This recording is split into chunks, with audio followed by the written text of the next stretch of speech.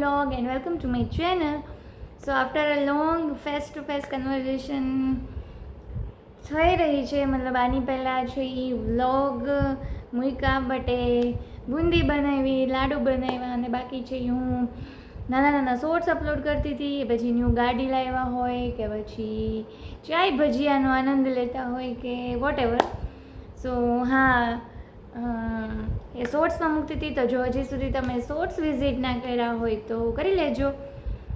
તો આજે મને આમ ખરેખર ઈચ્છા થઈ કે આજે એકચ્યુઅલી હું ચૂરમાના લાડુ બનાવતી હતી. તો પહેલાં મેં વ્લોગ સ્ટાર્ટ ના કર્યો, મેં કીધું નથી બનાવવું, પછી વળી સ્ટાર્ટ કર્યું. તો પછી એમ વિચાર્યું કે આજે લડ્ડુ લડ્ડુ લડ્ડુ, તો મારી ઓડિયન્સ છે એ ખાવા પીવાનું જોઈને બોર થઈ જશે. આમ તો ખાવા પીવાનું જોઈને બોર ના થવાય, બટ તો બી મને એમ ઈચ્છા થઈ ગઈ કે ઘણા ટાઈમથી ફેસ ટુ ફેસ કન્વર્ઝેશન નથી કરી, તો અપડેટ આપી દઉં.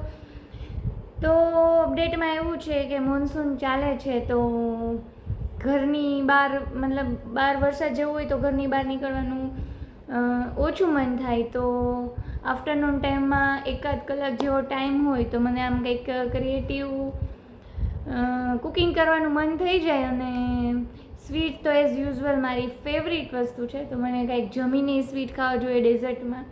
અને અત્યારે આઈસ્ક્રીમ કે એવું આ વાતાવરણમાં અવોઇડ કરીએ ઘરના બધા માટે, અને હું ખુદ પણ અવોઇડ કરું છું.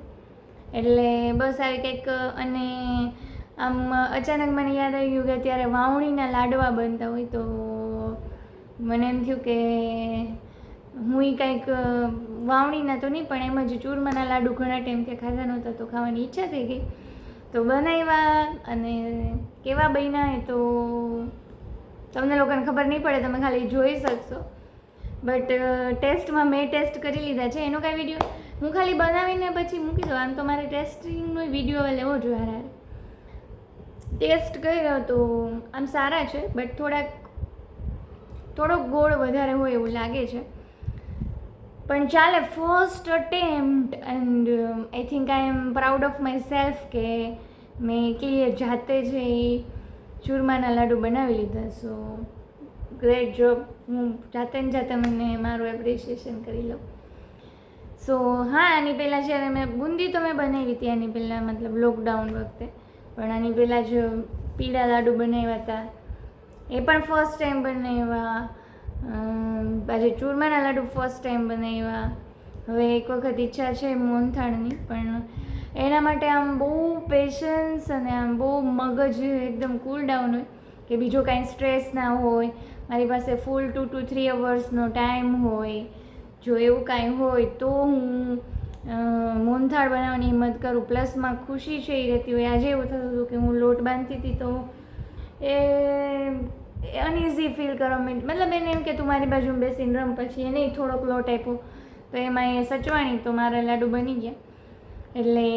એટલે મોહનથાળ બનાવવાની હિંમત એટલે નથી થતી કે ખુશી પ્લસ એટલો ફ્રી ટાઈમ, એ બધું કોમ્બિનેશન કરવું બહુ અઘરું છે, એટલે હિંમત નથી થતી. હોપફુલી 7મ 8મ આવશે તો ત્યાં સુધીમાં થઈ જાય મને હિંમત.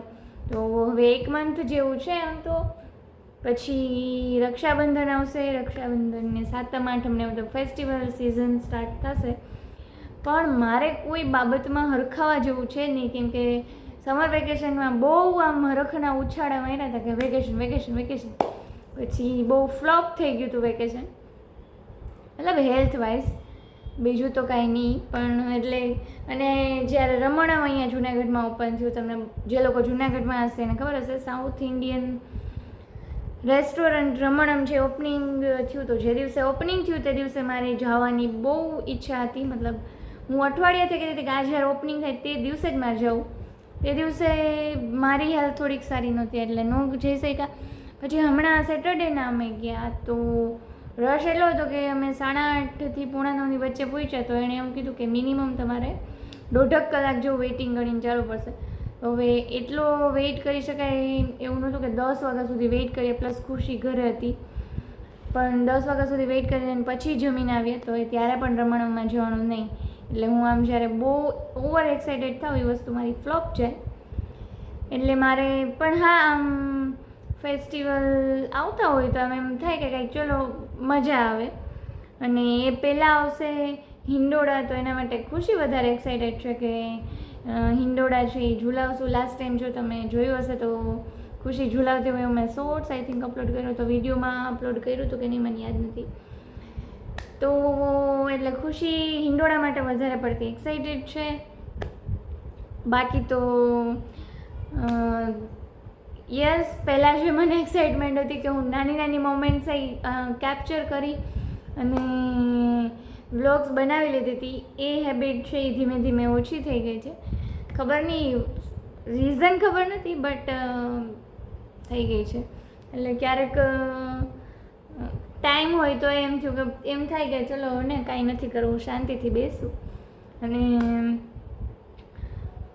બસ આ જતું. તો હવે હું એડ કરું છું લડ્ડુ મેકિંગ પ્રોસેસ. તો જો તમને પણ મજા આવતી હોય તો જોઈ લો, otherwise see you soon in my next vlog. Bye by.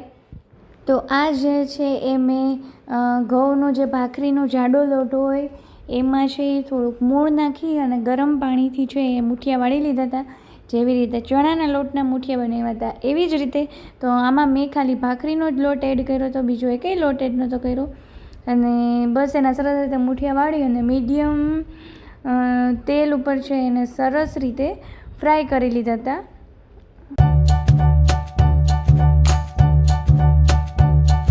ક્યાં બતાવી જોઈએ તારું તળાઈ ગયું, પછી કટકાઈ થઈ ગયા. તારે તો મારે પહેલાં તળાઈ ગયા ફટાફટ.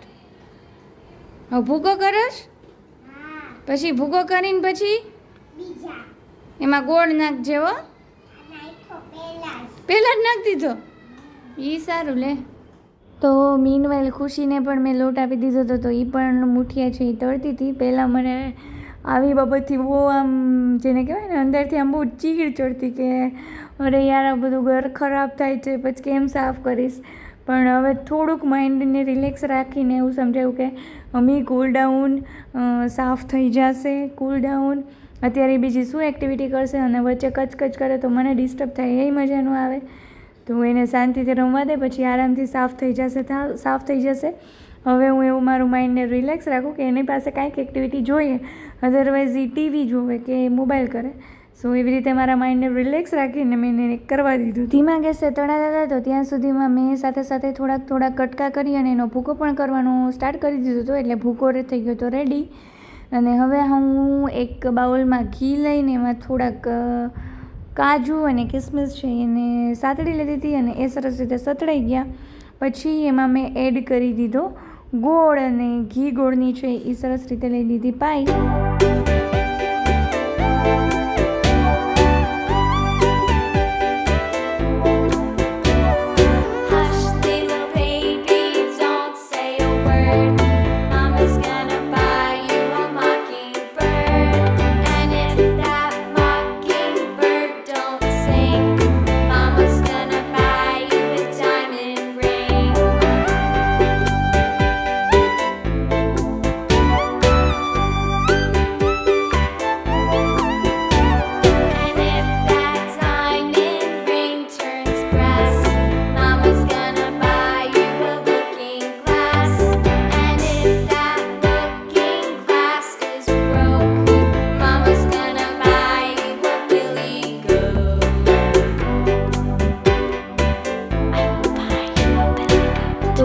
ઘીની પાય અને જે ભૂકો છે એમાં કાજુ બદામ નહોતી, કિસમિસ છે એ મિક્સ કરી દીધા.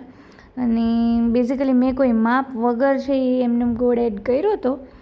એટલે મેં કીધું એમ કે સેજ મને એવું લાગે છે કે ગળાશ વધારે છે, બટ ખાવા લાયક છે ટૂંકમાં.